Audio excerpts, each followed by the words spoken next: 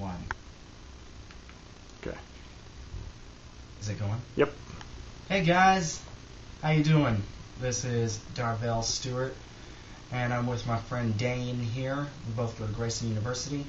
Say what's up, Dane. What's up, yes? Yeah, well, those of you who have been with me on YouTube and Facebook, well, mainly YouTube, from the very beginning, know that that are used to seeing me in a really hyped up mood and everything in my videos. Well, this time I'm doing a more serious one.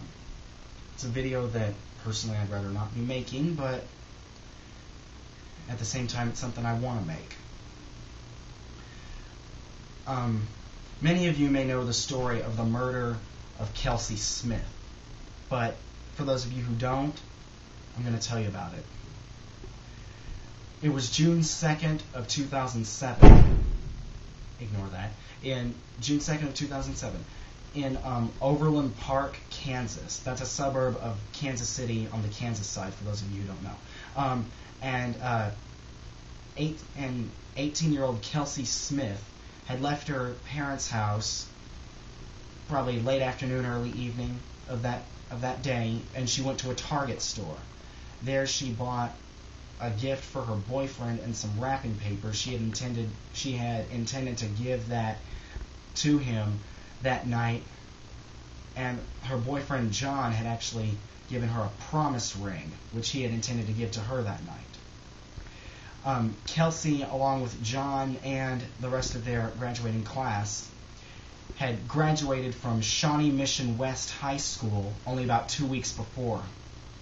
I actually have a friend that goes to Shawnee Mission West. I'd like to give a shout out to my friend Misa, who's a junior there this year. But the sad thing was Kelsey would never meet with John that night, and nobody would ever see her alive again.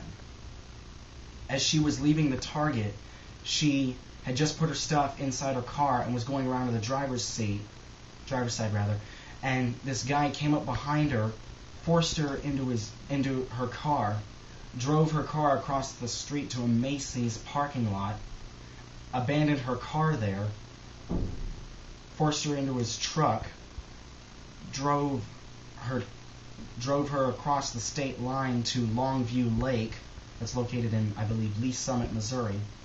There he raped her, sodomized her, strangled her to death, and dumped her body in a wooded area near the lake. Now, here's where I come in on that. Saturday night, 10 o'clock news. The top story on the news was the disappearance of Kelsey Smith. And I just remember thinking, oh my gosh, I hope she's all right. I hope she's okay. I hope she's found alive and all that jazz. And all I could do was pray for her family and friends, and most importantly for her, hope and pray that she was found alive. Then 4 days later, I'll never forget it, 4:30 in the afternoon, I turn on the news. First thing I hear is an update on the Kelsey Smith case. Okay, so I'm thinking, okay, it's just another update, new development in the case. As I'm listening, I started to get a hint that she was found. And so then I was thinking, okay, please say she was found alive, please say she was found alive. And at the closing of the story, when they said that her body had been found at around 1:30 that afternoon, it just tore me up. The only thing was I didn't really start feeling it until the 10 o'clock news that night, when they were talking about a report. There was a report of a prayer service that was held in Kelsey's memory that evening. And as I listened to that, as I watched that, I started to pay really close attention to what her family and friends were saying about her, and it just seemed like we had so much in common. In fact, there was one quote that her father, Greg, made in a TV interview that, honestly, is just burned into my memory. And no bragging intended here, but just about everybody I've ran this quote past has told me that this does indeed describe what I'm like, personality-wise. The quote from Mr. Smith was, she could walk into a room full of strangers and walk out with a room full of friends. Now, I'm going to do a side note here, and I'm going to ask Dane whether or not whether or not, Dane, whether or not you think that describes what I'm like in terms of personality and why. So go ahead. I would say yes. I do believe that, because I mean it's just the person you are, and you can just tell by you can make friends so easily. Just by you can go up and talk to them. You say, "Hey, how's it going? I'm Darby. I just want to know how you're doing," and all that stuff, and you just can just get to people real well and everything. And I just think it's a good thing. So. Thanks. And then, well, over the next 2 days, I couldn't get her out of my head. And then finally, on Friday night, 2 nights after I heard the news that her body was found, I decided that I was going to write a poem about the story and about how it affected me and everything. So I'm going to read it to you guys right now. It's called Ode to Kelsey Smith. Here we go. Why are children getting snatched off the streets? Why must their families and friends sit there and grieve? Why should we go through all this suffering and pain? In search of sunshine, why do we always get rain? Why should the world have to be this way? Why must we live in these terrible days? Why are so many creeps out there and walking free? Why should it be this that we all have to see? Why'd Kelsey Smith have to be taken that night? Why'd that cold-blooded man have to have her in his sight? Why must her family and friends have to deal with this loss? What's the purpose of all this grief?